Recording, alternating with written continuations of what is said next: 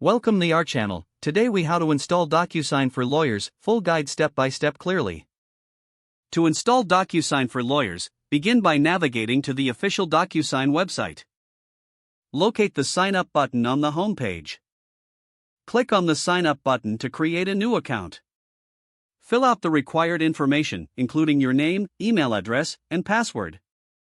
Select the appropriate account type for your needs, which is usually the business option for legal professionals. Review the terms of service and privacy policy, then check the box to agree. Click on the Continue button to proceed with your registration. You will receive a verification email at the address you provided. Open your email inbox and locate the email from DocuSign. Click on the verification link within the email to confirm your account. Once verified, return to the DocuSign website and log in using your credentials. After logging in, you'll be taken to the main dashboard. From the dashboard, navigate to the Settings section to customize your account. In the settings, add your signature and initial by following the prompts. You can upload an image, draw your signature, or type it using a relevant font. Once satisfied, save your changes. To send a document for signature, click on the New button on the dashboard. Select Send an envelope from the drop-down menu.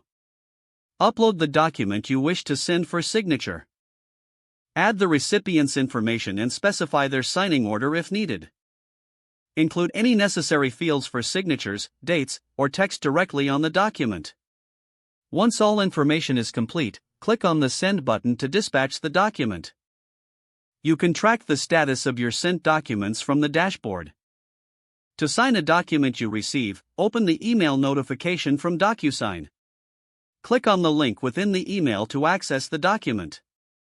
Review the document and complete the signing process by following the on-screen instructions. After all signatures are completed, you will receive a confirmation email. Your signed document will be stored in your DocuSign account for future reference. Don't forget to like this video and subscribe to our channel for more step-by-step tech guides.